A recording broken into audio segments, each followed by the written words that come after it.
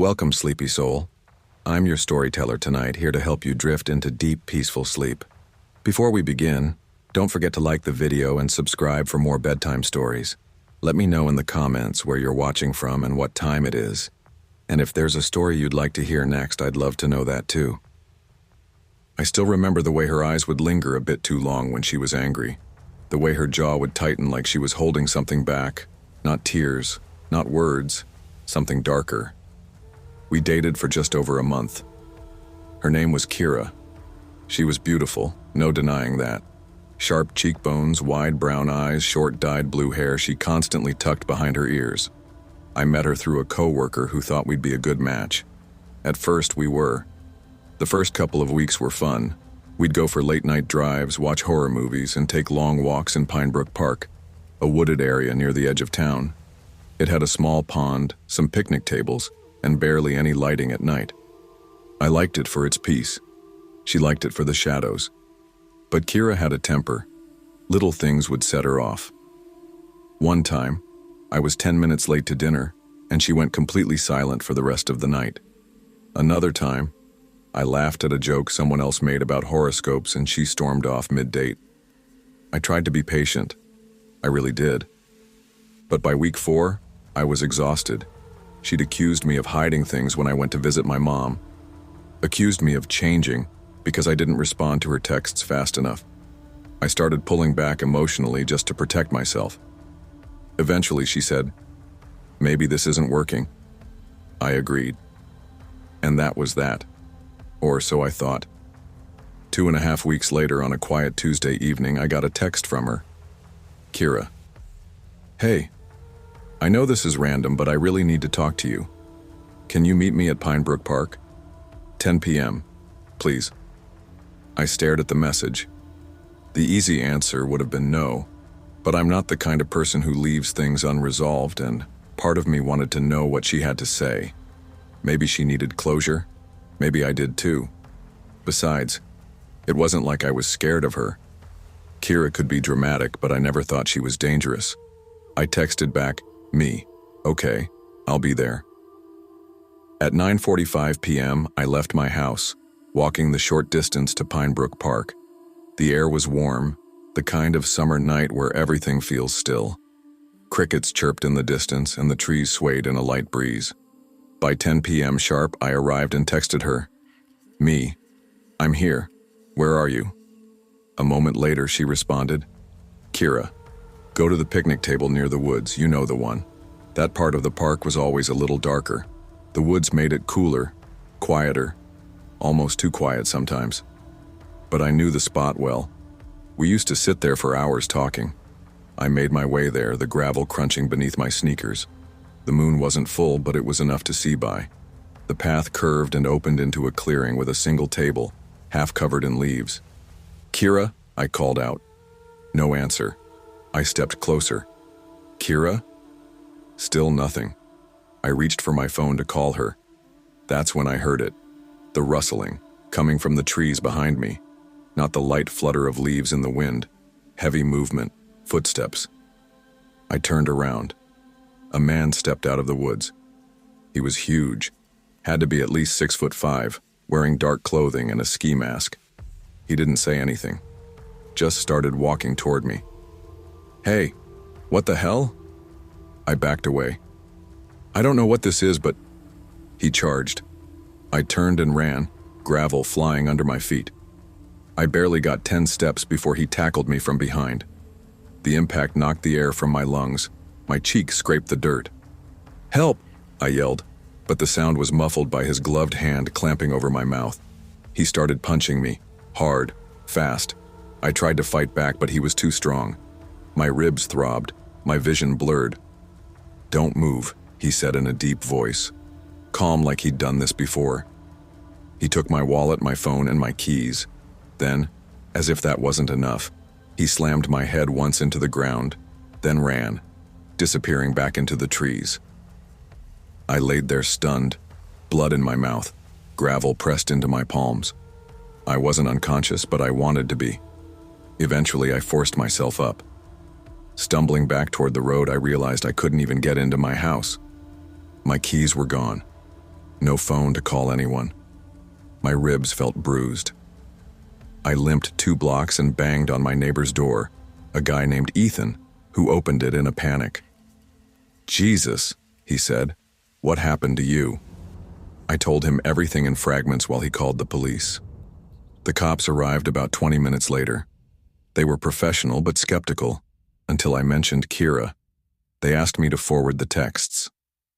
Ethan helped pull up the messages through his phone using my cloud backup. "She lured you there?" the officer said. "Intentionally?" "It seems like it," I said. "She picked the location, disappeared. Then this guy shows up." They nodded, scribbling in their notebooks. "Do you have any reason to believe she might have done this before?" "No," I said. "But she's not mentally stable. She always had this temper, and she didn't take the breakup well." 3 days later, they arrested both Kira and the man. Turns out his name was Trevor Hensley. He was Kira's ex, a guy she claimed had left the state long ago. But he hadn't. He was very much still in town, and still very much in her life. The cops pieced it together. Kira had convinced Trevor I had used her, broken her heart, lied to her face. Whatever she told him, it was enough to make him agree to attack me. She lured me to the park. He waited in the trees. The rest played out exactly how they planned. Kira admitted to some of it, claimed it was just supposed to be a scare tactic. Said Trevor took it too far. But she never apologized. Not once. I never got my phone or wallet or keys back. They dumped them somewhere, they said. Lost. Replaced easily enough. But the trust? That was another matter. I changed the locks, got security cameras, stopped going for walks at night. For weeks, I jumped at every sound outside my window. The part that haunts me the most isn't the tackle or the punches or even the moment I saw the mask. It's how calm her message was. "Please, I really need to talk to you." Like she cared. Like she didn't know I'd be bleeding on the ground 10 minutes later. I've been on a few dates since then. But I don't walk to parks at night anymore. And I don't answer messages from exes after dark. Once trust is broken that badly, even sunlight feels suspicious. And that's something no lock, no cop, and no apology can ever fix.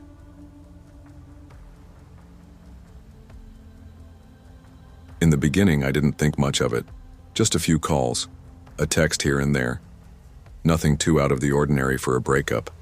But I should have known better. My name is Derek Lyman, and I live in a quiet suburb outside Dayton, Ohio. I work at a small software firm, mostly remote, but I head into the office 3 days a week. Nothing flashy. Just enough to pay the bills, keep my little rented house, and stay out of the way. I met Kara through a mutual friend, my buddy Rob's girlfriend, actually. They'd gone to the same community college. Kara was charming at first. She had this laugh that made everyone in the room turn their head. She was beautiful. Green eyes, always done-up hair, always dressed like she was going somewhere important. It was a little intoxicating.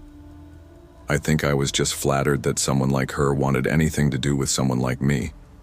We started dating casually. Dinner here, movie there, sleepovers on weekends. Nothing too serious. But that's where the problems began. Kara didn't do casual. She expected good morning texts by 7 a.m. No exceptions. If I took longer than 10 minutes to respond during work hours, she'd spam my phone. "Are you okay?" Logically, "What's going on?" Logically, "Are you ignoring me?" Until I replied. The worst of it was when she'd just show up at my place uninvited and claim she missed me. I tried to set boundaries gently at first, but Kara had a way of making me feel guilty for even asking. If I said I needed space, she'd cry. If I said I didn't want to hang out that night, she'd accuse me of talking to someone else.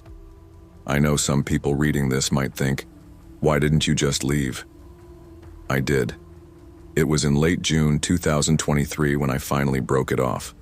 I told her over dinner, at her favorite Thai spot, hoping the public setting would keep things from escalating. To my surprise, she barely reacted, just nodded and said, "Okay, if that's what you want." She even hugged me goodbye. I remember thinking, that went way better than expected. I had no idea how wrong I was. The first few texts came that same night. I miss you. You'll come back. You just need time. I love you. I didn't respond. The calls started the next day. 1 or 2 at first, then 5, then 12. I picked up once and she started crying immediately, begging me to come over and fix this. I told her it was over, and I needed space. I can't do this without you, she said. I hung up. By the end of July, I had blocked her on everything: phone, socials, email. I told Rob what was going on, and even he seemed surprised by how intense it had gotten. He promised to talk to his girlfriend and see if she could help Kara move on. Things went quiet for a while. Too quiet. August 2nd, 2023. I came home from work, put my bag down, and saw glass shimmering across the floor in my front hallway. At first, I thought my cat had knocked over a lamp or something. Then I looked up. My front window was shattered. Not cracked, not chipped. Shattered, like something heavy had been thrown through it. My stomach dropped. I froze for a second. Everything in me screamed, "Get out of the house." But I also couldn't ignore the possibility that someone might still be inside. I grabbed the small bat I kept by the door and checked every room, heart pounding like a war drum. Nothing. No signs of forced entry other than the window. No drawers rifled through, TV still there. Laptop still on the coffee table. Nothing was stolen, just the window. I filed a police report. They couldn't do much without a suspect, but they documented the damage and advised me to install cameras. "I'll take care of it," I said, more embarrassed than scared. But inside, I had a sinking feeling. August 11th. My alarm didn't go off. Not because I forgot to set it, because I woke up to a flat tire. Correction. 4 flat tires. Every one of them slashed. Now it wasn't just unnerving, it was personal. I didn't want to believe Kara could go this far, but who else could it be? I'd never had any other enemies, no bad breakups, no arguments with neighbors. I unblocked her number and texted, "I know what you did. Stay away from me." No response. I sent another, "You're going to get arrested. I've already told the cops." Still nothing. I didn't sleep well that night. By the time August 17th rolled around, I had cameras installed, motion lights up, and a stronger deadbolt on the front door. I tried to pretend life was normal, but I was always on edge. I jumped at every bump in the night, slept with my phone under my pillow, kept the bat closer than ever. At 3:18 a.m., I was jolted awake by the sound of shattering glass. Again. This time I didn't hesitate. I ran out of the bedroom, flipped the hall light on, and saw the back window above the kitchen sink completely destroyed. Glass everywhere, curtains fluttering in the breeze. I didn't even grab the bat this time. I bolted outside, scanning the yard. Nothing, just shadows and my own breath clouding the air. I called the police. Again. They arrived 10 minutes later, 2 officers, Officer Wilkins and Officer Mendez. They asked the same questions. I told them everything, again. This time I begged them to check the house themselves. I told them I was done playing guessing games. So they did. They moved through every room, every closet, every crawl space. And then Officer Mendez said, "What's down here?" He pointed to the door leading to the basement. I felt a weird tightness in my chest. "It's just storage," I said, barely above a whisper. I didn't hear anything from down there." They went down. A full 5 minutes passed. Then I heard Wilkins call out, "Sir, we need you to come here." My legs felt like jelly. I descended the steps slowly. Halfway down, I saw Mendez standing off to the side with his flashlight aimed at the far wall. Wilkins had Kara in cuffs. She was sitting on an overturned bucket, hands behind her back, hair in a messy bun, face pale, mascara smeared down her cheeks. She didn't say a word. They asked me if I wanted to press charges. I said yes. She had broken into my home, damaged my property, and stalked me for weeks. I wasn't sure what she planned to do that night, but the fact that she had returned, inside my home, after all that, made it clear that things were only going to escalate. They found a key in her purse, a copy of my house key. I still don't know how she got it. Later, I learned from Rob that she had been spiraling. Her mom was worried. She'd stopped going to her job, stopped showering, obsessed over old photos of us, told her friends we were still working things out. I wish someone had warned me sooner. Kara was eventually put on probation and court-mandated therapy. I moved, changed jobs, got a new number, even switched to a P.O. box for all my mail. It's been almost a year now. Every time I hear a window creak or my motion light turns on, my chest tightens. I sleep light. I double-check my locks. Sometimes I wake up thinking I heard her laugh. Other times I wake up from dreams of the basement. There's nothing romantic about obsession. There's nothing sweet about not letting go. Love doesn't shatter your windows. Love doesn't hide in your basement at 3 a.m. Sometimes silence doesn't mean they've moved on. Sometimes it means they're watching. And sometimes they're already inside.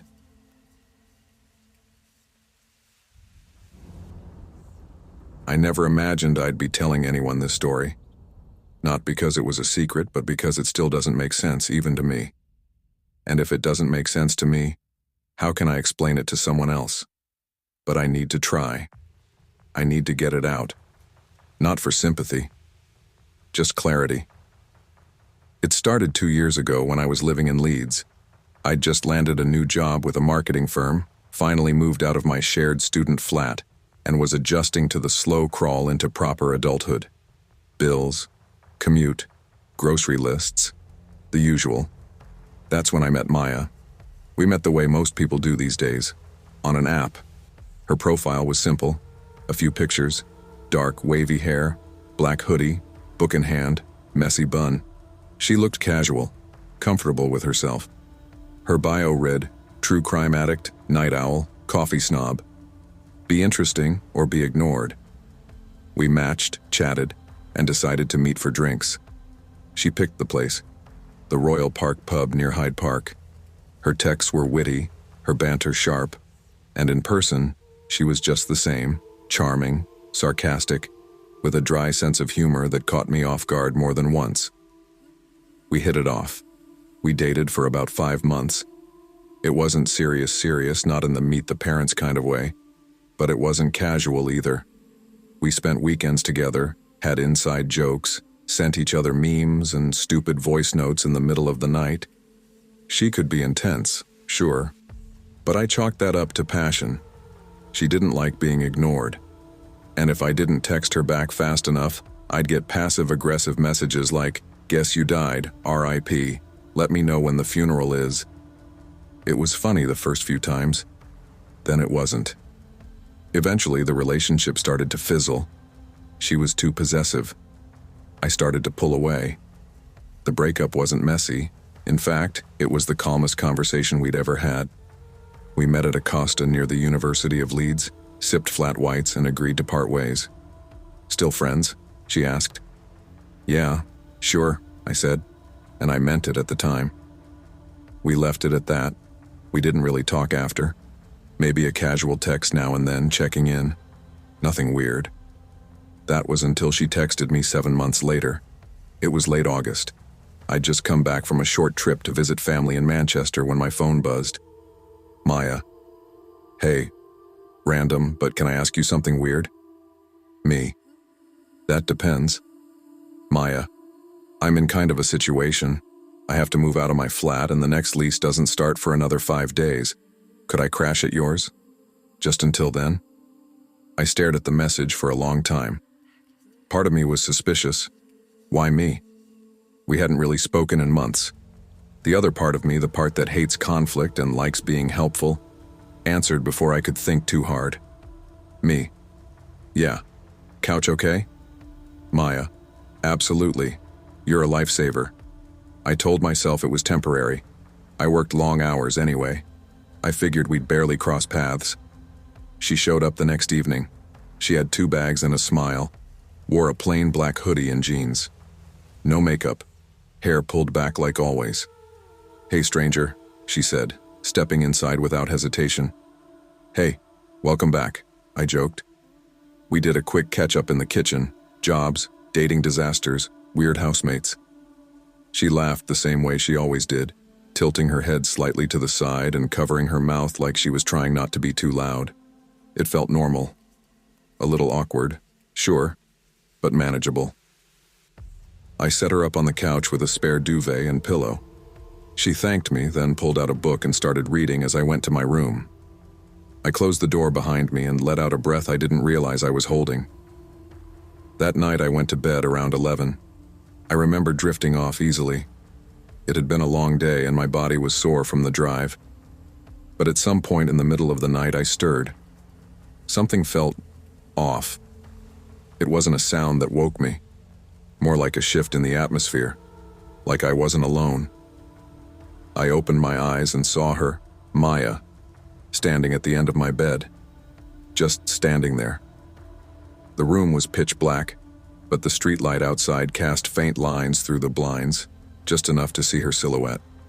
I blinked hard. Thought maybe I was dreaming, but I wasn't. I could see her face, and it wasn't blank. It was angry. Number not just angry, it was hateful. Maya, I whispered. She didn't move. Didn't flinch. You okay? Nothing. I sat up slowly. She stepped back. I watched as she turned without a word and walked out of the room, quietly closing the door behind her. I sat there, heart racing, for a long time. Eventually, I convinced myself she'd been sleepwalking. Maybe she'd had a nightmare. Maybe she thought she was somewhere else. I didn't know. I just knew I hadn't imagined it. The next morning, I brought it up as casually as I could while pouring cereal. Hey, did you come into my room last night? She looked genuinely confused. What? No. You sure? You didn't sleepwalk or anything? She laughed. I've never sleepwalked in my life. I nodded, shrugged, let it go. But I didn't sleep much that night. The next night was worse. I woke up again, sometime around 2 a.m. I sat up immediately this time, heart already pounding. The end of the bed was empty, but the doorway wasn't. She was there again, just her head, peeking around the corner. Eyes locked on me. Same look, pure malice. I sat frozen. We made eye contact for maybe 10 seconds. Then she disappeared again. A full minute passed and then her face appeared once more. Maya? I said louder this time. She pulled back and shut the door. I stayed awake until morning. She left later that day. Said her new flat was ready early. She packed fast, barely said goodbye. Thanks again, she said, smiling like nothing had happened. You're a good one. And then she was gone. I should have been relieved. But I wasn't. Because after that, strange things started happening. One night, about a week later, I got home from work and found a note on my kitchen counter.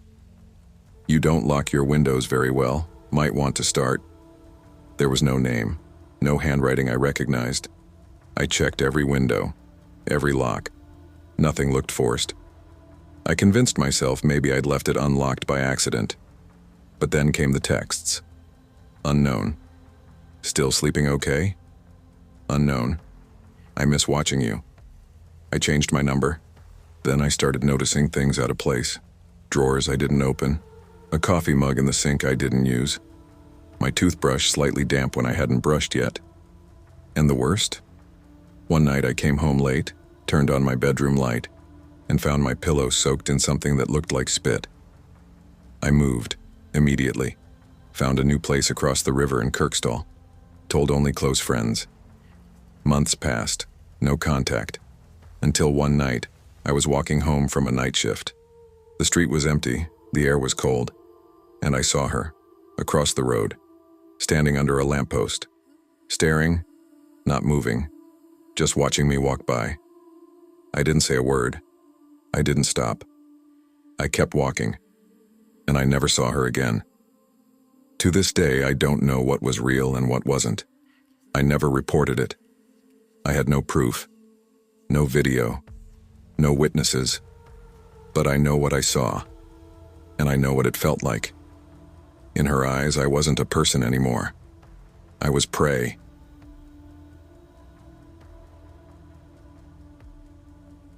I never thought I'd see her again. That's not the start of a ghost story or a poetic way to describe regret. I mean it literally. After 3 years, no messages, no mutual friends, and her completely vanishing off social media, I figured she was long gone from my life. Her name was Madeline Quinn, and 3 years ago we were inseparable. We met at a dive bar in Henderson, just outside Las Vegas.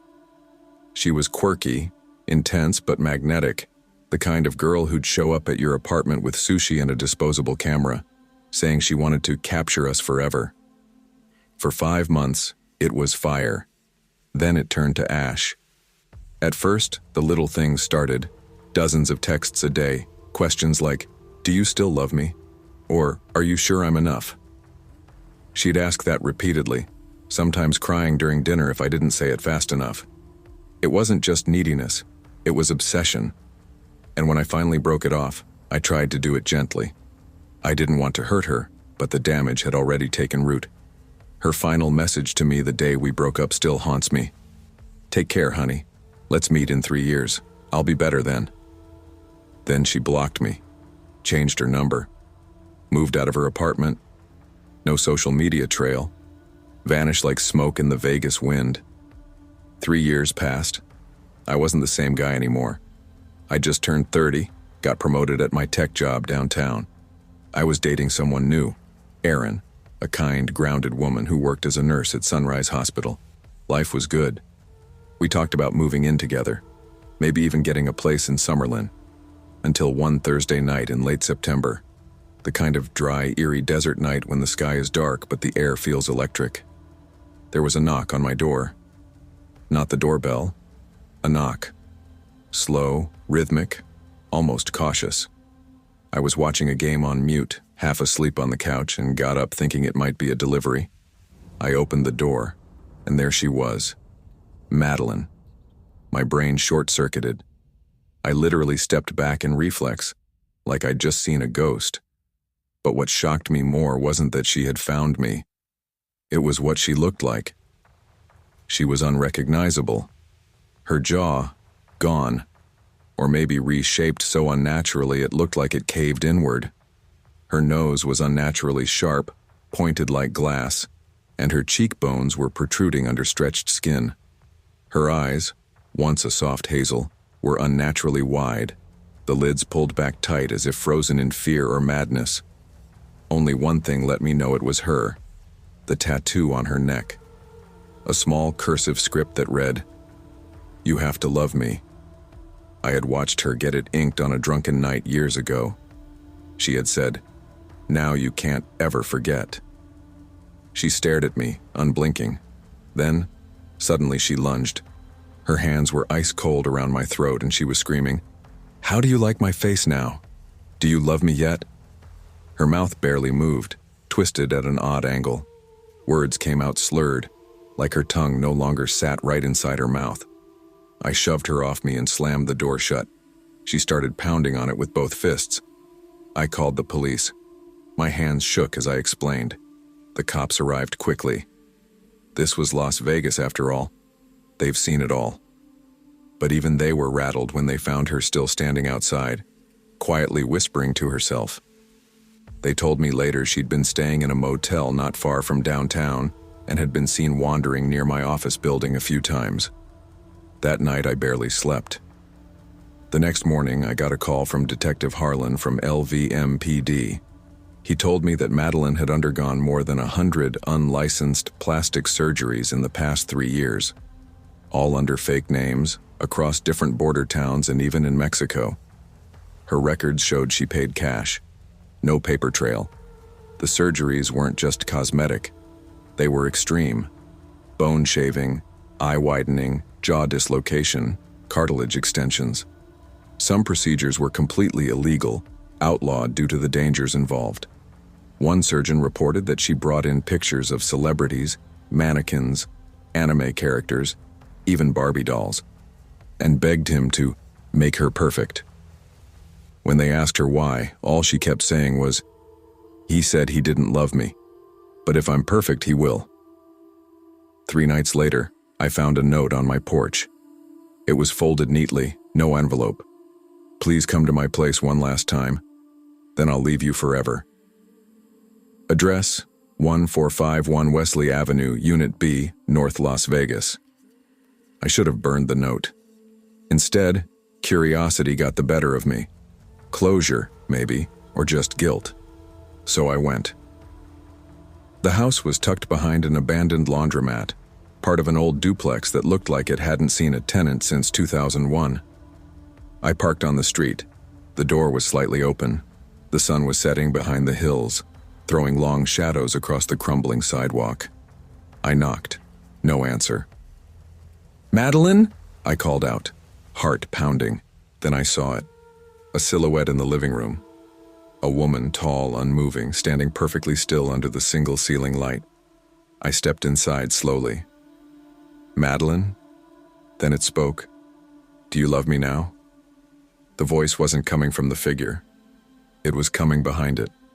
The figure itself wasn't human. It was a life-sized Barbie doll.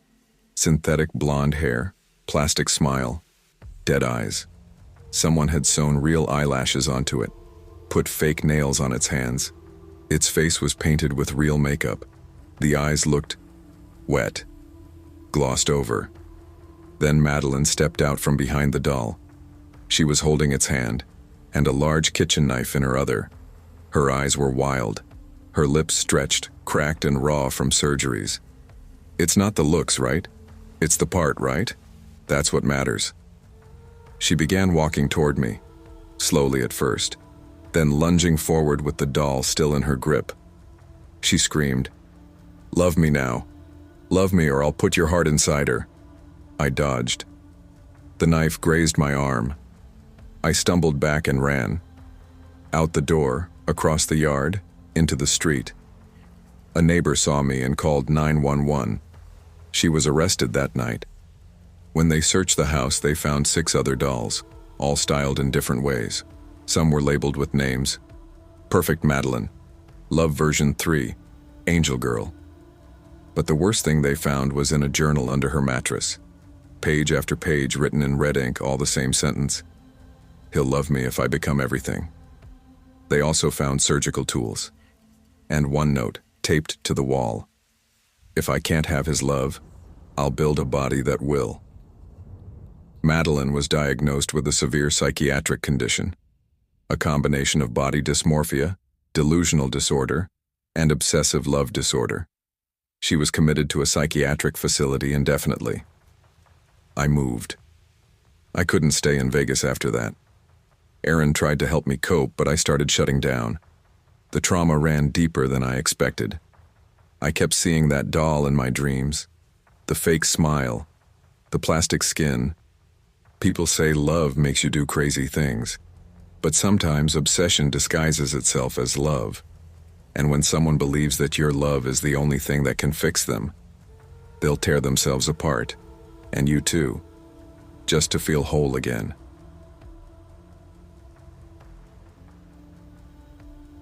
I met Isabel during the fall semester of my senior year at Portland Community College. She wasn't in any of my classes, but I saw her constantly, at the library, on the quad, walking past the gym after my late class. Her face was hard to forget.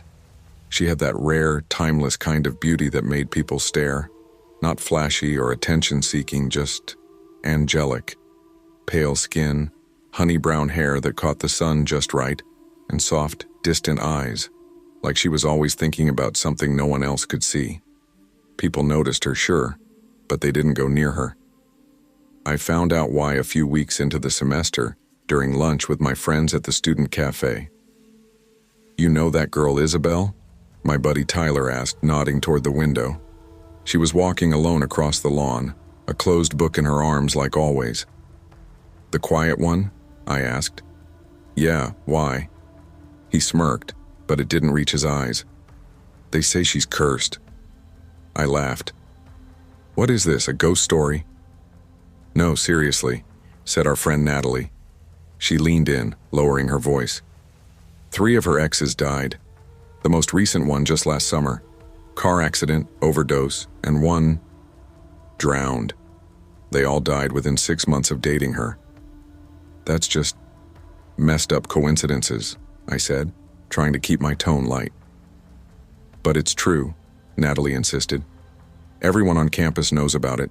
It's why people stay away. Cops questioned her last time, but nothing came of it. No proof, no charges, just weird vibes. Maybe she's just unlucky, I said, but a cold chill crawled up my spine anyway. From that point on, I became more aware of her. And despite the rumors, or maybe because of them, I watched her more closely. She always walked alone, ate alone, sat on a bench reading under the maple tree in the courtyard, even when it rained lightly. Never with headphones, never on her phone. It was almost like she didn't belong in this time at all. 2 months later, I was studying in the library during finals week when someone pulled out the chair across from me. "Hi." I looked up, and it was her, Isabel. I blinked. "Hey." She smiled softly. "You're Josh, right?" I hesitated. "Yeah, how do you know?" "I've seen you around," she said, and her voice was calm, sweet, and low, like a lullaby.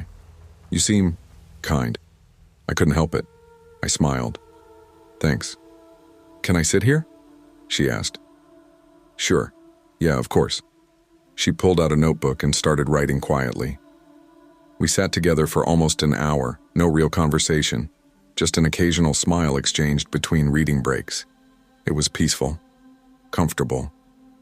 At the end, she packed up and turned to me. "There's a place I've been wanting to go to," she said. "Would you go with me?" I paused. "What kind of place?" She tilted her head. "It's not far, just somewhere peaceful. I don't usually ask people things like this, but I want to go with you." My brain flashed with the stories, the rumors, the 3 dead guys. But looking into her eyes, she looked so sincere, so lonely. "Sure," I said before I could overthink it. We started dating not long after that. It was slow at first. A coffee here, a walk around Laurelhurst Park there. She never used social media. Didn't even have an Instagram. Her phone was old, cracked, and barely used. She read a lot of spiritual books, mysticism, religion, New Age stuff. I asked her once what she believed in, and she said, "I believe that heaven is real, that it's not far, not in the sky, just very close, but only some people can reach it." I thought it was poetic nonsense, but she said it with such conviction, like it was fact. Despite all the warnings, I found myself drawn to her, addicted even. Her presence was soothing. She was gentle, calm. She remembered everything I told her, made me tea when I was sick, held my hand in a way that felt like she meant it. The rumors faded in my head. I rationalized. 3 deaths over 3 years, that doesn't prove anything. And when people warned me, I just brushed it off. It felt good. Being with her felt good. Until one night. We were in her apartment, a small second-floor studio just off Division Street. Minimalist, but strangely peaceful. She lit candles instead of using lamps, always played soft, ancient-sounding music. Her bookshelf was lined with theology texts and worn journals with her handwriting. That evening, after dinner, she sat next to me on the couch and stared out the window for a long time. Then she turned to me and said, "Don't you want to go to heaven?"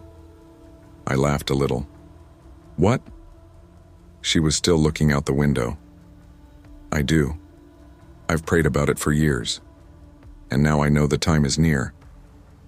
I stared at her, unsure if this was a metaphor or a mental health issue.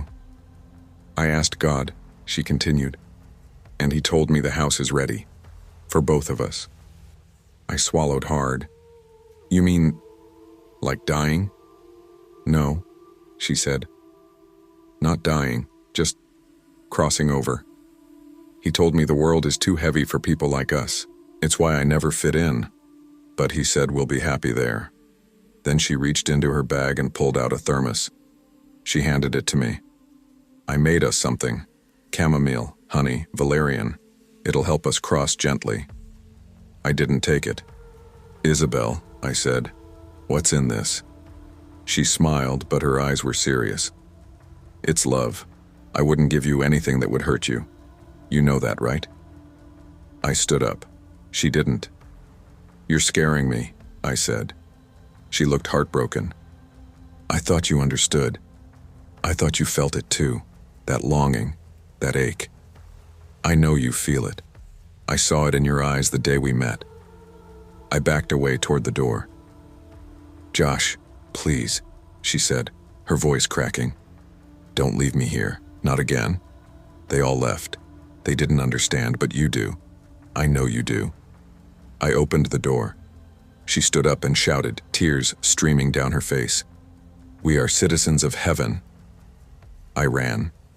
I blocked her number, never answered her texts or calls, changed my walk to class, avoided the library, told people we broke up, and they just gave me this look, like they expected it, like they were just relieved I was alive.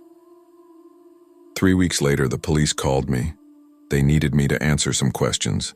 A man, 27 years old, had been found dead in a park on the outskirts of the city. Toxicology showed he had consumed a cocktail of sedatives and opioids. His body was dressed all in white, and when officers arrived, Isabel was kneeling beside him, eyes closed, whispering prayers. When questioned, she smiled and said, "My boyfriend just arrived in heaven." She was arrested on the spot. During her interrogation, she told the detectives, "He's not dead. He's in heaven. God said the house was ready. He opened the door. I only helped him step through it." They found journals in her apartment, dozens of them. She had recorded everything, her mission, her prayers, and detailed descriptions of the crossings, all 3 previous men. She had been there when they died. She hadn't pushed them or stabbed them or pulled the trigger, but she had guided them, with drinks, with rituals, with her voice. There was just never proof until now. I was called in to testify. It was the hardest thing I've ever done. She saw me in court. Her face lit up when I entered, like she thought I came to join her. When I took the stand, she mouthed, "We belong together." I looked away. She was found guilty, but they declared her legally insane. She's now in a psychiatric facility outside Salem, Oregon. Life sentence, no parole. I still see her in dreams sometimes, standing under the maple tree, smiling with that same soft look in her eyes, holding out her hand. "Come with me," she says. And behind her there's a house glowing white in the distance. I always wake up before I answer, but for a moment I wonder, what if it really is there? What if she wasn't insane at all? What if heaven is real, and I left her at the gates?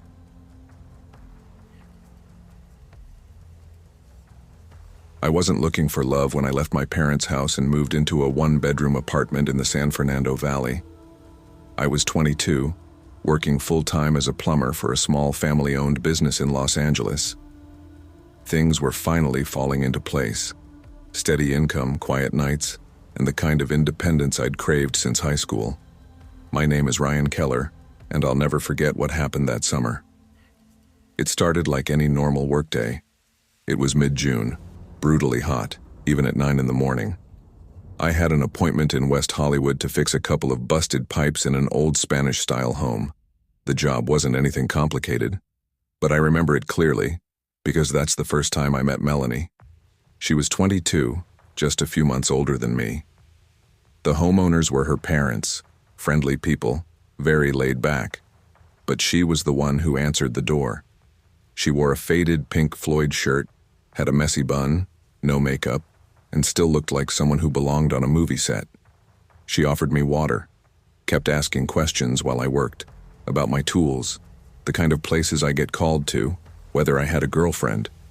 At the time, I didn't, and honestly, I thought she was just being polite. But when she slipped me her number on a piece of scrap paper and winked, I realized she was serious. We texted later that night. One thing led to another. Within a week, we were going out. 2 months later, she moved in. It all happened fast, too fast in hindsight, but at the time, it felt exciting. I'd never had someone like her before. She was funny, unpredictable, full of energy. She'd leave handwritten notes in my lunchbox, send me random selfies, cook elaborate meals when I got home. But as the weeks passed, that energy shifted. It got heavy. The first time I saw the cracks was at a small taco joint in Reseda. We were eating outside and I got a text from my coworker James about a scheduling change. Melanie glanced at my phone and immediately froze. "Who's Kayla?" she asked. "What?" "Kayla. That girl who sent you the heart emoji last week. I saw it when you opened your Instagram. I laughed, thinking she was joking. Kayla's my cousin from Denver." She didn't smile, just stared at me, arms crossed. "Okay, calm down," I said. "It's not what you're thinking." That night, she went silent. The next morning, I found she had deleted over 30 people from my contacts. Girls I went to high school with, co-workers, even my own cousin. She didn't even deny it. "They were clutter," she said. "I should have ended it right then." But I didn't. I told myself she was just being protective. I'd never lived with a girlfriend before. Maybe this was normal. It wasn't. Things got worse in public. She'd explode over small things. Once, at Target, I took too long in the electronics aisle. She dragged me out by the arm and screamed at me in the parking lot, accusing me of checking out the cashier. Another time, at a friend's BBQ, she accused my best friend's fiancé of flirting with me because she laughed at one of my jokes. She cried, broke things, slammed doors, then apologized every single time. "I just love you too much," she'd whisper. "I'm scared of losing you. Please don't ever leave me, Ryan." After 3 months, I couldn't take it anymore. I told her I needed space, that it wasn't working, that I was always anxious around her, always walking on eggshells. She stared at me like I'd spoken a foreign language. Then she threw her glass at the wall, locked herself in the bathroom for 2 hours, and finally came out calm. "Okay," she said. "I'll leave." She packed her things slowly, like she was waiting for me to stop her. I didn't. She kissed me on the cheek before walking out the door. That should have been the end. It wasn't. The harassment started the next day. Rocks hit my window at 2 a.m. I looked outside and saw nothing. But when I stepped out, I found a crumpled note under my doormat. It said, "You said you'd never leave me." That week, I found her car parked down the street every night. She'd just sit there, engine off, watching. Sometimes for hours. When I called the cops, she vanished before they arrived. Every time. 2 weeks later, I came home to find her inside. She was in my kitchen, barefoot, holding one of my mugs like it was the most natural thing in the world. I froze. "How did you get in?"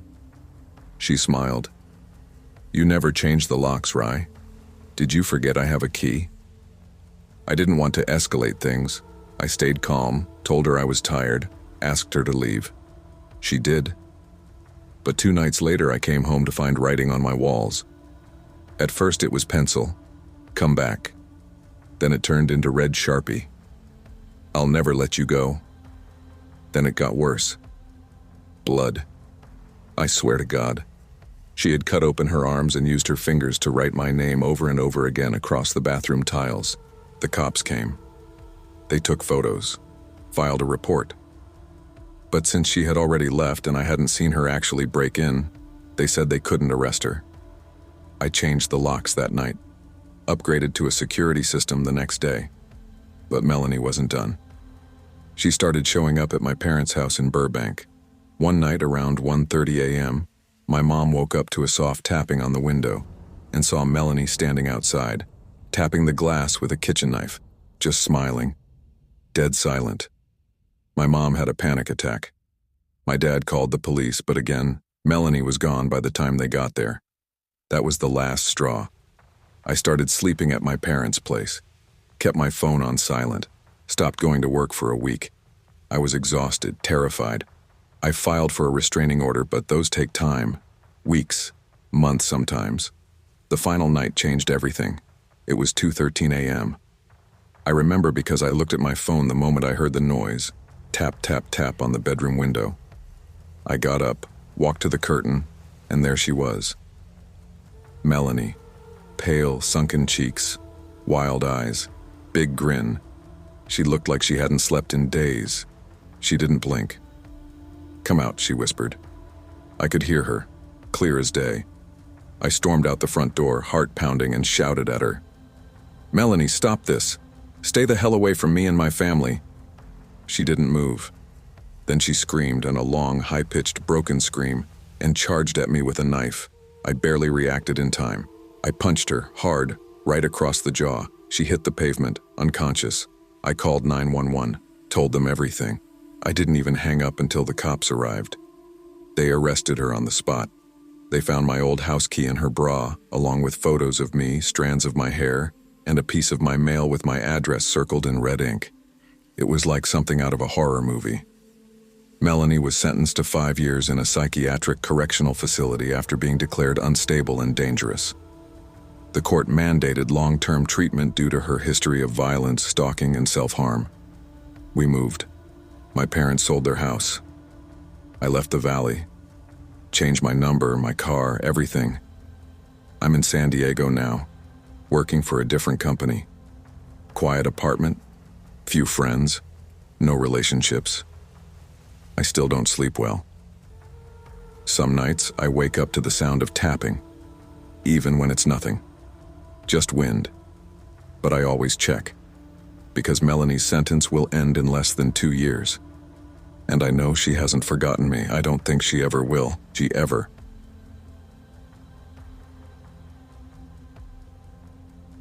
I never imagined that getting into a relationship could eventually lead me to fear for my freedom, my safety, even my sanity.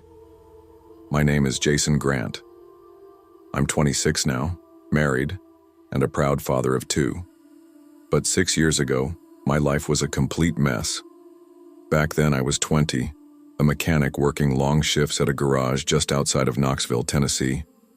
I had recently moved out of my parents' house, finally trying to build a life of my own. That's when I met Sierra. At first, Sierra seemed like a dream. She was 22, smart, beautiful, and passionate about music. We met at a local open mic night. She sang, "I fixed the soundboard that wouldn't stop buzzing." She thought that was cool. I thought she was magnetic, and for the first couple of months everything was fine. Better than fine. She'd drop by the shop with lunch, we'd spend long nights binge-watching crime documentaries, and she always had this way of making me feel like I was the only person in the world that mattered. Looking back, I realize now that wasn't love. It was possession. The first red flag came barely 3 months into our relationship. I'd made plans to catch a movie with my friend Malik, someone I'd known since middle school. When I told Sierra, she froze. Then she started crying. Not just soft tears, sobbing like someone died. "What's wrong?" I asked. "You'd rather spend time with him than me?" she whispered. "It's just a movie, babe. You and I spent the last 5 nights together. I'll be back home in 2 hours." She didn't respond. She just stared at the floor, tears still streaming down her face. After that night, I never saw Malik again. Not because he stopped calling, but because I stopped picking up. It wasn't always that dramatic. Sometimes it was subtle, like how she'd twist every story until I felt like the bad guy. "You didn't text me back fast enough" would turn into, "You don't care about me." Or if I came home 5 minutes late from work, it became, "Were you seeing someone else?" At first I tried to reassure her, then I tried to ignore it. Then I started lying just to avoid her reactions, and somewhere along the line I realized I was scared of her. I tried to break up with her once, about a year into the relationship. We were sitting in her apartment. It was raining outside, I remember, and I told her as gently as I could, "I don't think this is working anymore." She blinked a few times, then went eerily still. "So what? You're just gonna leave me like everyone else?" she asked. "Sierra, I'm not trying to hurt you. I just think we both need space. It's gotten toxic." "Toxic?" She laughed bitterly. "You're the one making it toxic. You make me this way." Then she stormed into the bathroom and slammed the door. I thought she was just blowing off steam until I heard her scream. I rushed in. She had a razor in her hand and a red scratch down her thigh. Not deep, but it didn't have to be.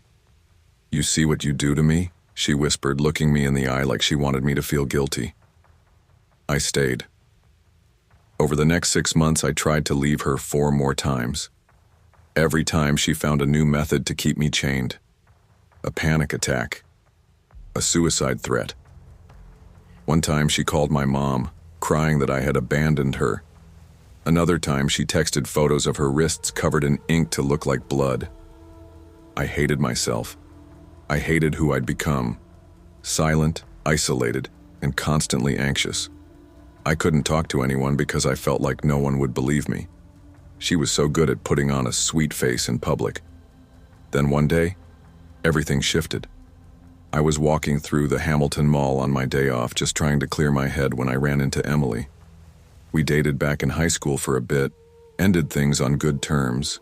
She was working at a clothing store and spotted me across the food court. We talked like old friends, laughed even. She asked how I'd been. I told her everything. Emily listened. She didn't say, "Just leave her." She didn't say, "Maybe it's not that bad." She looked me in the eyes and said, "Jason, she's emotionally abusing you. You need to get out or she's going to take everything from you, and if you're scared she'll hurt herself, tell someone. Don't carry that alone."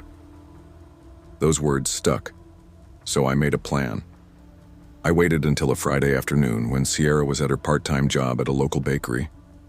I packed my stuff, just the essentials, and called in a favor from my cousin Brett, who agreed to take me and my 2 dogs in temporarily. Then I texted Sierra, "Can we talk over dinner? I think we need to have an honest conversation." She agreed. We met at a small Italian restaurant. She seemed nervous but calm. I kept things short and direct. "I'm leaving, Sierra. I'm sorry, but I can't do this anymore. I'm moving out and I think we both need to grow separately. Please don't hurt yourself over this." She froze. Then her smile cracked. "You're serious?" "Yes." "You bastard." She stood up, knocked her glass of water onto the table and stormed out. That night I moved back in with Brett. My mom called, worried.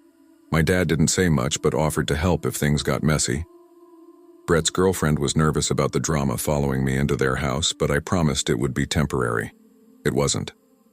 2 nights later, I woke up to pounding on the door at 3 a.m. It was the cops. "Are you Jason Grant?" "Yes, sir." "We have a report filed against you by a Ms. Sierra Lane. She's claiming you assaulted her and stole cash from her apartment under threat of a weapon. You need to come with us." I was speechless. I couldn't even form a sentence. They cuffed me, didn't read me my rights at first. I was taken downtown, sat in an icy room under buzzing fluorescent lights, while a detective asked me the same questions on repeat. "Where were you between 8 p.m. and midnight 2 nights ago?" "With my cousin. You can call him. We were playing video games." "And you didn't go to Ms. Lane's apartment?" "I haven't seen her since dinner. I have no key, no weapon."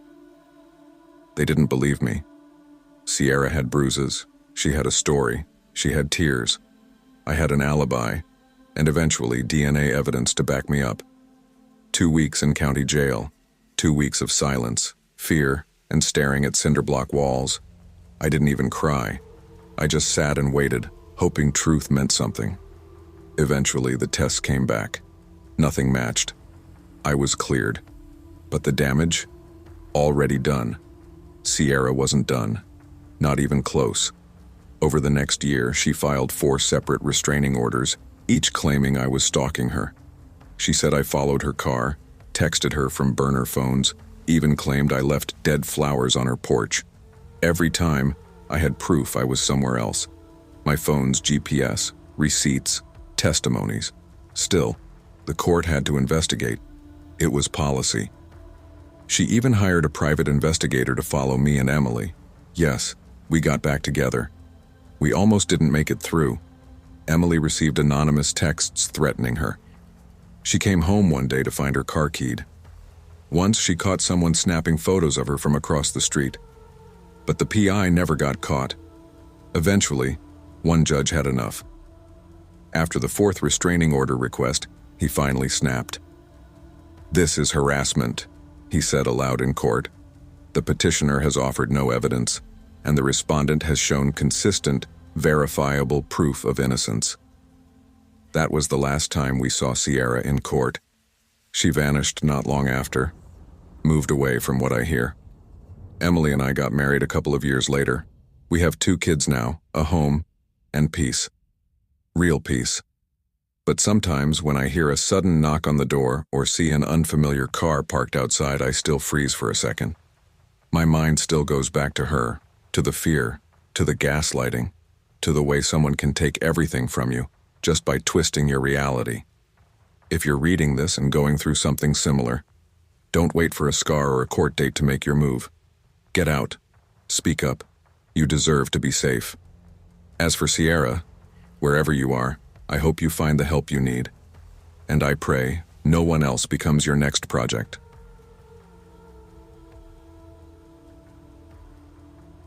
I never believed in the supernatural. Not because I thought I was too logical or smart for it, it just never happened to me. No haunted mirrors, no creepy whispers, no glowing eyes in the dark. My life had always been boring in the best way. Wake up, eat breakfast, bike to university, finish my part-time shift at the bookstore, and head home. I lived in a small riverside town called Fairbridge, tucked away in the southern part of New Zealand. Picture slow, misty mornings, streets lined with wilting willow trees and locals who always knew each other's dogs by name. My dad, Robert Marsh, was a retired school teacher. We lived in an aging house just a 5-minute walk from the riverbank. It was peaceful, predictable, and safe. Until I met Claire Morgan. Claire changed everything. We met during the summer before my 3rd year of university. I was 20 then, working the evening shift at a dusty second-hand bookstore called Spine and Paper. Claire came in wearing this vintage gray coat, black boots, and a scarf wrapped way too tightly for the mild weather. She looked like she belonged in another decade. 50s, maybe 60s. She didn't smile. She didn't even really look at me.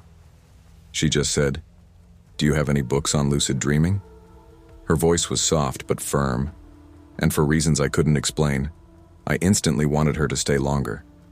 We talked, slowly, over a few visits. First about dreams, then about music, then about how she never liked technology and still used a flip phone. She was odd in an enchanting way. After about 3 weeks, I asked if she wanted to grab coffee sometime. She said yes without hesitation. That was how it started. Our first date felt different. I can't describe it better than that. We walked by the river at sunset. She didn't talk much, but when she did, her words were intense, like she was always halfway through some deep thought. "I used to sleepwalk," she said, watching the water. "My parents would find me standing outside, just staring." "That's creepy," I laughed. She looked at me, dead serious. It was. Something about her fascinated me. Maybe it was the mystery, or maybe I was just lonely. I hadn't dated since high school, and Claire, she was beautiful in an old world kind of way. Long dark hair, pale skin, the way she never wore makeup but somehow looked ethereal. We started spending more time together.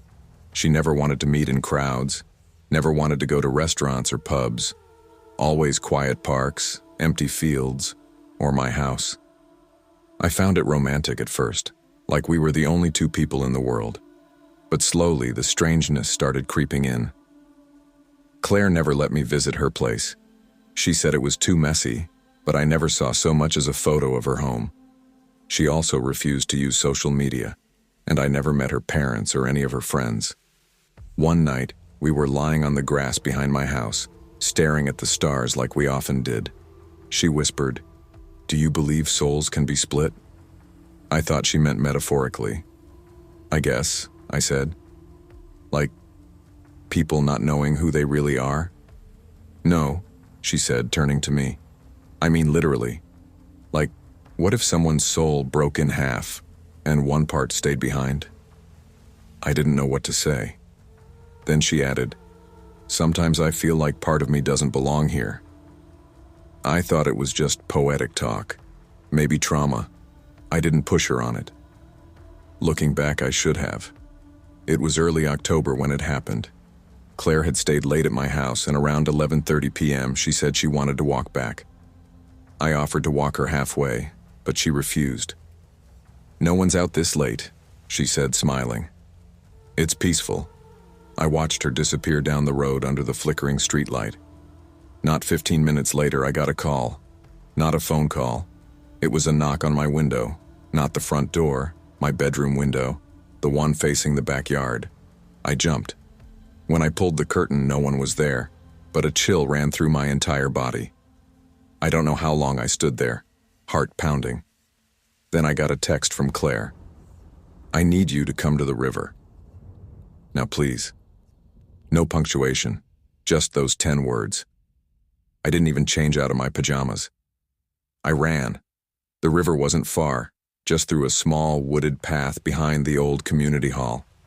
I knew it like the back of my hand, but that night the air felt wrong, heavy.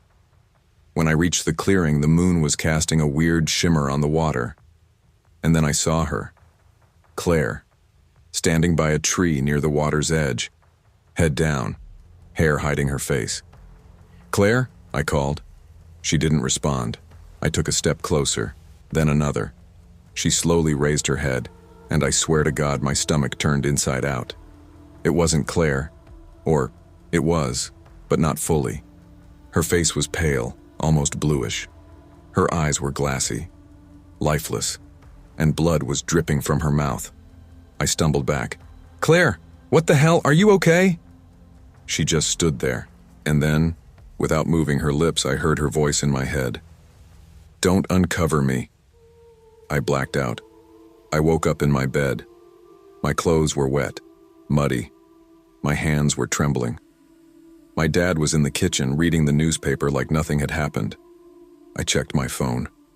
No message from Claire. I tried calling. The line was dead. I biked to the bookstore to see if she'd shown up. Nothing. I asked around campus. No one had seen her. That entire day was a blur, like the hours were melting. That night I dreamt of her again, standing by the river, head down, whispering, "You saw too much." I filed a missing person report. The officer, Detective Michael Lane, was kind but clearly skeptical. "Are you sure she exists?" he asked. "No phone number. No address. No photos. You said she didn't even use social media." "She's real," I said firmly. "We've been dating for almost 2 months." He nodded slowly. "Well, we'll look into it." But I could see it in his eyes. He didn't believe me. No one did. I started digging. Old town archives, historical records, anything I could find about the river, the tree, the stretch of land where I saw her. And I found something. An old article from 1964. Local woman drowns after alleged possession. Claims of witchcraft denied by family. Her name was Clara Morgan. Same last name. Same face. I know how insane that sounds, but the photo was there, printed in grainy black and white. She had the same sharp jaw, the same eyes. And the article? It said she was found nailed to a tree by the river by townspeople who believed she was possessed. They claimed she lured young men into the woods at night, that she whispered to them, that some came back, changed. Others didn't come back at all. They said she died at 22. Claire was 22. I didn't sleep for days. Then, one night, around 2 a.m., I heard the knock again. This time it wasn't the window. It was the front door. I grabbed a flashlight and opened it. No one. Only a single wet footprint on the porch. I turned, and there she was, Claire, standing barefoot in the hallway behind me, soaked, shivering, pale as the moon. I couldn't speak, couldn't move. She stepped closer. I tried to stop them. I tried to leave. I whispered, "Claire, what are you?" Tears ran down her cheeks. She said, "I'm what they made me." And then she disappeared. Not faded, not ran, just gone. It's been 7 years. I left Fairbridge, got therapy, got married, moved to Auckland. But sometimes, late at night, I still hear the knock. Just one. Then silence. And sometimes, when I walk by a river, I feel someone behind me. I never turn around, because I know she's still there, watching, waiting. And if I look back, she'll come home with me. I was the kind of guy who barely existed in high school. If I wasn't in the back row of class doodling nonsense or half asleep with my hoodie up, I was probably pushing carts outside the local supermarket just to pay for my own lunches. I didn't party.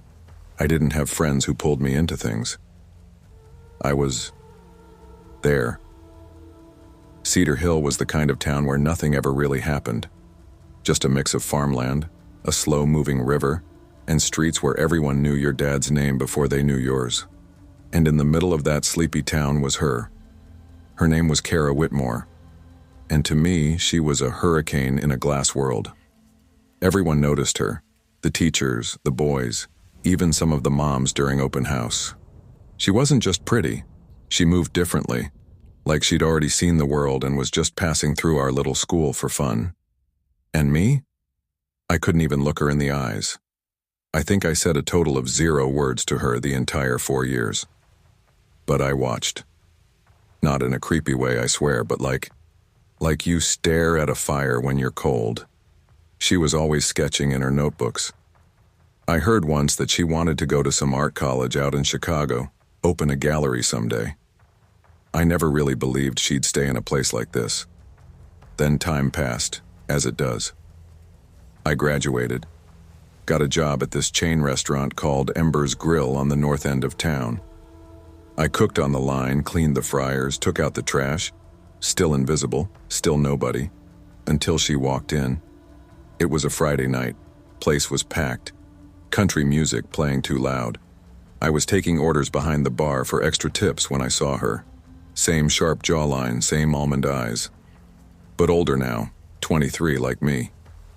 And she looked right at me. "Kyle?" she said. I nearly dropped the pitcher in my hand. I hadn't heard my name said like that in years. Yeah, wow. Kara? She smiled. Not a fake smile either. It was warm, even nostalgic. "You're working here? That's crazy. You were in my class, right? You sat behind me in world history?" My heart was pounding. How the hell did she remember that? Before I could answer, this guy slid into the booth next to her. Broad shoulders, confident smirk.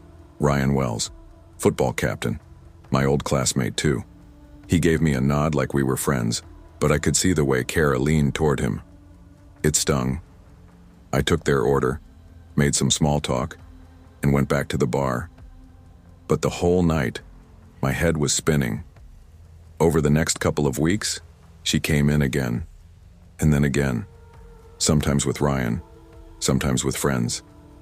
But once, just once, she came alone. That was the first time we really talked. She asked about my life, what I'd been doing, told me she never did make it to art school, said something about her mom getting sick and needing to stay home. She'd been helping at her uncle's framing shop now, just off Miller Street. We laughed about dumb teachers. She remembered my name, remembered I liked science fiction books. She even asked if I still drew. I hadn't drawn in years, but I told her I did. I lied. That night I went home, locked the door, buried my face in my pillow, and screamed like a kid. What the hell was happening? A week later, she came in again. Alone. No Ryan. "Hey," she said, leaning against the counter. "You off work soon?" Yeah, why?" "You should come over. I want to show you something." I blinked. "Like, tonight?" She smiled. "Yeah, I've got wine. And something you'll like. Trust me." I said yes. Of course I did. She gave me her address, somewhere off the old river road near the woods, a little isolated but not far. That night I showed up, nervous as hell. It was a one-story house, older but clean, porch light flickering, porch swing creaking gently in the wind. I knocked. She opened the door wearing a paint-stained sweatshirt and black jeans. "Kyle," she said, grinning, "come in." The first thing I noticed was that the entire floor of the living room was covered in clear plastic. She saw me glance down. "Oh, ignore that," she said quickly. "I'm repainting tomorrow. Don't want to get stains on the hardwood." Fair enough. But something felt off. The second thing I noticed? The paintings. Framed, stretched canvas everywhere. Men in pain, men crying, men screaming. One in particular made me freeze. A man with Ryan's exact face, eyes bulging, blood coming from his mouth, body twisted on the floor like he was mid-scream. "What the hell is this?" I whispered. She came beside me, calm. "I call that one entropy. It's my best so far. Can't you feel the pain, the suffering?" Her voice trembled with excitement. He wouldn't stop talking about how perfect his life was. Job in Chicago, his stupid car. So I shattered his jaw with a mallet. Took forever to get the right scream. But eventually he gave me what I needed. I took a step back. You're joking." She tilted her head. "I'm not." I looked at her. Something in her eyes was wrong. They were dilated, twitching like she hadn't slept in days. I turned toward the door. She laughed, soft and cold. "You haven't even seen the others." I spun back. 4 other paintings, each one of a man I'd never met, but all in agony. One had spiders crawling over him. One had his limbs tied to ropes. Another was mid-fall with knives stuck in his back. "Art," she said, "is purest when it's honest, and humans are only honest when they're dying." I said nothing. My knees locked. My mouth went dry. She turned and walked toward the kitchen. "You know that quote? Art is pain. It's not just a metaphor. It's the truth." When she came back, she was holding a frozen medieval mace, the kind you'd see in a museum. "Kyle," she said, her voice sweet as syrup, "it's your turn. I've been planning your painting for days." I bolted. She swung the mace and narrowly missed my head. It smashed against the doorframe, sending wood flying. I crashed through the front door, slipped once on the porch plastic and rolled off the steps. She screamed after me, "Come back! I haven't finished your portrait." I ran into the night, didn't stop until I reached the main road. Called the cops with shaking fingers. They raided her house the next morning. Found blood in the bathtub. A locked freezer in the garage with 4 bodies. One of them confirmed as Ryan Wells. She'd beaten him to death with a hammer.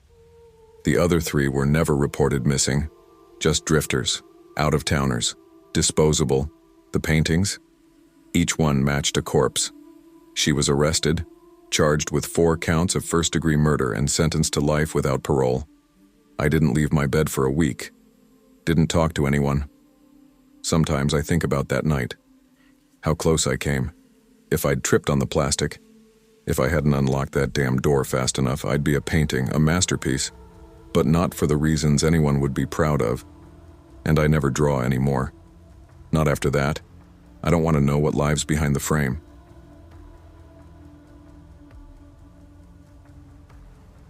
I always believed the worst someone could do in a relationship was lie or cheat. That's what I thought until I met Olivia. It didn't start off scary. In fact, it was one of the happiest times of my life. I had just moved to Portland after dropping out of college in Eugene. I was 19, burnt out, unsure of my direction, and crashing on my cousin's couch while trying to find a job. His name was Darren, and he was the one who introduced me to her. "She's a friend of a friend," Darren had said as we stood in line outside a bar that didn't even check IDs. Chill, smart, a little weird, but like the cool kind. I was instantly intrigued. I hadn't dated in almost a year. I had trust issues from my last girlfriend and didn't think I'd be able to connect with anyone again. Then I saw her. Olivia wasn't the kind of girl that made everyone stop and stare. She wasn't flashy or overly made up. But she had this calm intensity. Deep hazel eyes, thick black hair pulled into a messy bun, a black leather jacket over a faded Bauhaus t-shirt. She looked like she had secrets, and I wanted to know every one of them. We hit it off fast. Too fast. She laughed at my jokes. She listened like no one ever had. I told her things I hadn't told anyone, not even Darren. We started seeing each other constantly, and within 2 weeks, I was staying over at her apartment most nights. It was an old building in the Buckman neighborhood, 3rd floor corner unit. The kind of place with creaky wooden floors and peeling paint that felt more like a vibe than a flaw. At first, it was perfect. Olivia had routines, strange ones. Every Sunday, she'd go to this little shop on Hawthorne called the Wild Thistle. They sold herbs, crystals, candles, books with titles like Blood Magic, The Red Path, and Transference of Will. I thought it was quirky. New Age stuff like half the girls in Portland. She never forced anything on me, not really. But the more time we spent together, the more I found myself adjusting to her world. She didn't like mirrors. She made me cover mine when I moved in, said they reflected too much energy. She hated loud music, so I stopped playing mine. She burned black candles and sage in every room and whispered to them under her breath. She'd stay up late sometimes, writing in a thick, leather-bound journal with symbols I didn't recognize. Still, I stayed. I told myself it was harmless. Artistic. That's what love does. It makes you rationalize things that should make you run. About 2 months in, she asked me to dye my hair black. I laughed, thinking she was joking. She wasn't. You'd look more aligned, she said. I didn't know what that meant, but I wanted to make her happy, so I did it. Then she suggested I grow a beard, said it would ground me. Then came the clothes, dark, heavy layers, strange jewelry she made me wear. It didn't happen overnight, but piece by piece, I became someone else. Even my voice changed. I started talking slower, quieter.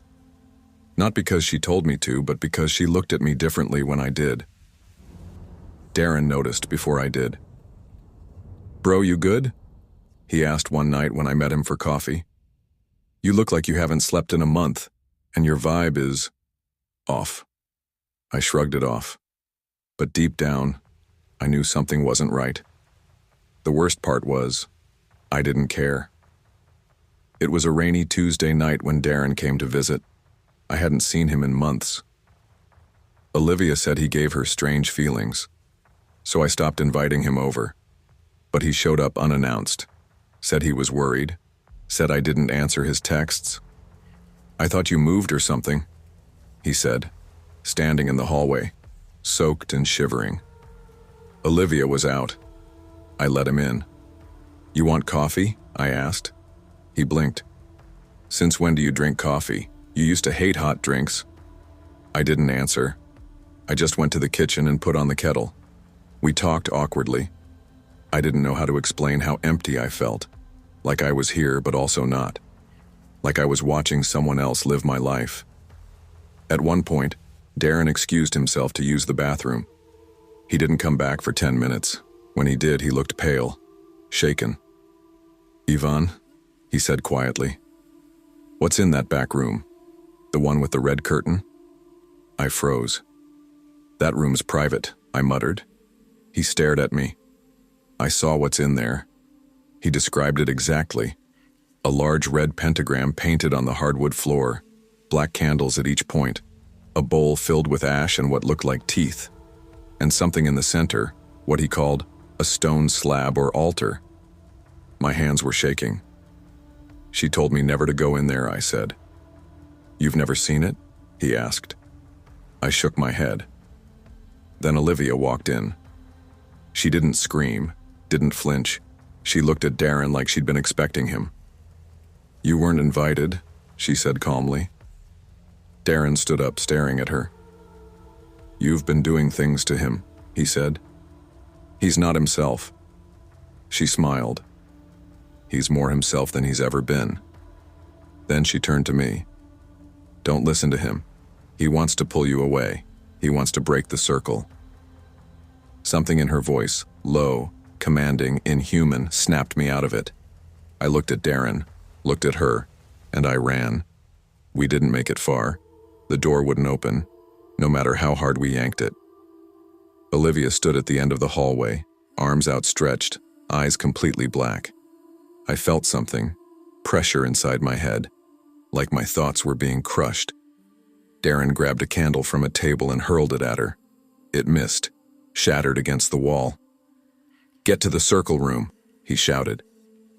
We rushed in and slammed the door behind us. I stood in the center of the pentagram, trembling. Then I noticed something.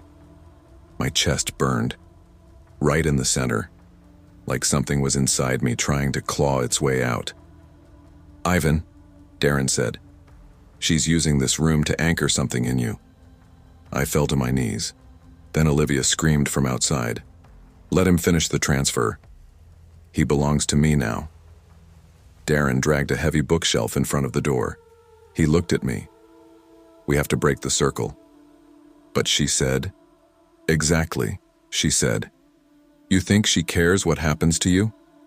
I grabbed a piece of my shirt and wiped across one of the red lines, and just like that, the air shifted. The candle flames blew out all at once.